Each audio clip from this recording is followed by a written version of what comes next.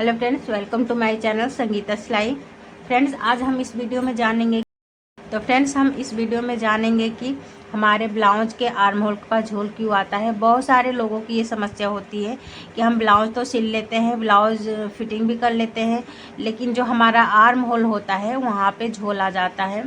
और ये किस तरह से हम कटिंग करें जिससे हमारे आर्म होल के पास झोल ना आए, तो हम यही सब आज इस वीडियो में जानेंगे कि हम किन किन गलतियों की वजह से जो हम कटिंग करते हैं वहाँ पे हम क्या क्या गलती करते हैं जिसकी वजह से हमारे आर्म होल के पास झोल आता है, और हम किस तरह से कटिंग करें जिससे हमारे आर्म होल के पास झोल नहीं आए। तो यही सब हम इस वीडियो में जानेंगे, तो वीडियो को लास्ट तक देखेंगे तभी समझ में आएगा। तो तब तक आप हमारे चैनल को लाइक सब्सक्राइब कर दीजिए और बेल आइकन बटन प्रेस कर दीजिए। तो आइए आपका समय न लेते हुए वीडियो को स्टार्ट करते हैं। तो ये हमने ब्लाउज़ का कपड़ा लिया है, जो भी हमारा नाप है उसके हिसाब से हम इस पर ड्रॉ करेंगे और उसके बाद समझेंगे कि जो हमारा आर्म होल है उसको हम कैसे कटिंग करें और किस नाप से कटिंग करें जो हमारा आर्म होल है जो एकदम परफेक्ट बैठे। तो देखिए, ये हमने कपड़ा लिया है, ये बंद साइड हमारे तरफ है और हमने कपड़े को डबल किया है। हम बैक पार्ट की पहले कटिंग करेंगे, बैक पार्ट पे ही समझेंगे। जो हमारे बैक पार्ट में आता है झोल उसको पहले समझेंगे, फ्रंट पार्ट में जो झोल आता है वो हम नेक्स्ट वीडियो में डालेंगे। तो ये हम बैक पार्ट की जो हमारी ब्लाउज है, बैक पार्ट में जो झोल आता है उसको हम समझेंगे। तो सबसे पहले हम ब्लाउज की लंबाई ले लेते हैं।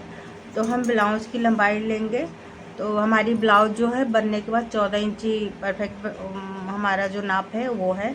तो बनने के बाद हमारा ब्लाउज 14 इंची आएगा, तो हम 15 इंची का निशान लगाएंगे 15 इंची पे। तो ऐसे हम 15 पर निशान लगा लेंगे। और जो ये हमारा शोल्डर है उसका, तो ये फ्रेंड्स हम 36 का नाप का ब्लाउज जो है ब्लाउज की कटिंग करेंगे।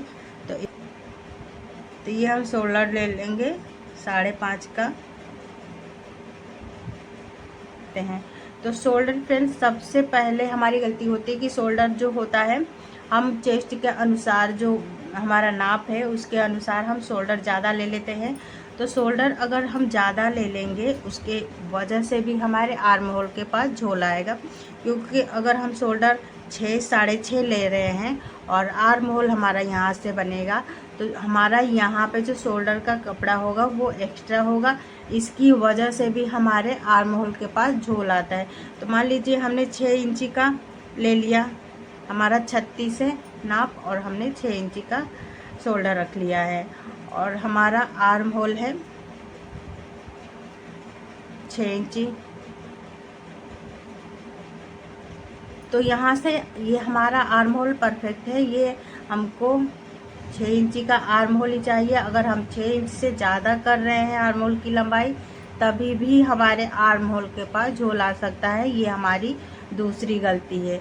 तो फ्रेंड्स, पहली गलती हमने शोल्डर लिया है ज़्यादा, और दूसरी गलती हम करेंगे कि जो आर्म होल है हमारा, आर्म होल की जो लंबाई है वो हम ज़्यादा रख लेंगे। अगर ज़्यादा नहीं रख रहे हैं, और देखिए हम ज़्यादा करके दिखा रहे हैं, हम 6.5 का करके मान लीजिए दिखा रहे हैं, और फिटिंग हमारा है 36 का।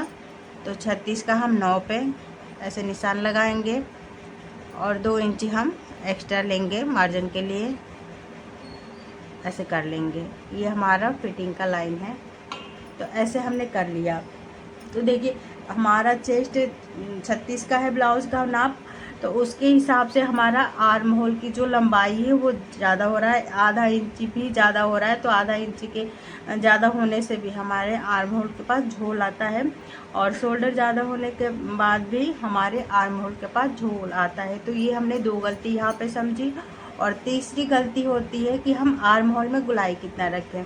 तो ये सबसे बड़ी हमारी गलती होती है। तीसरी गलती हमारी आर्म होल में, तो कोई कोई 2 पे निशान लगा देता है और कोई कोई 1.5 पे निशान लगा देता है।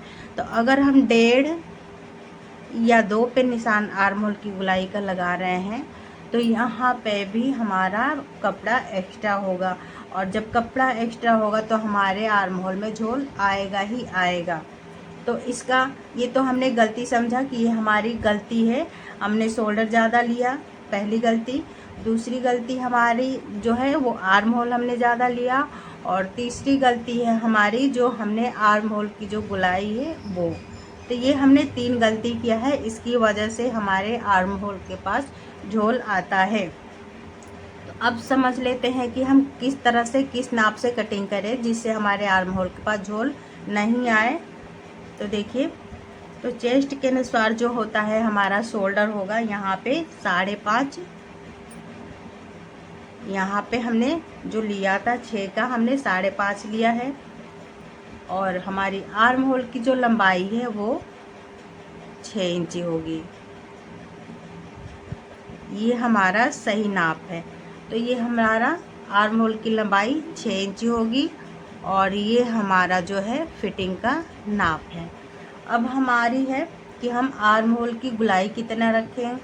तो हमें हमेशा जब भी डीप नेक का हम ब्लाउज की कटिंग कर रहे हैं, जब भी हम डीप नेक हमारा बैक में हो तो उसकी कटिंग में कर रहे हो, तो हम आर्म होल की गुलाई हमेशा हमको 1 इंची पर ही लगानी है।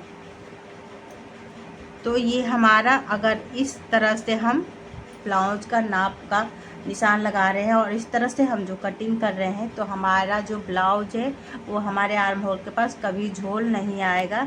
तो इस तरह से हमारा जो ब्लाउज है एकदम परफेक्ट बैठेगा।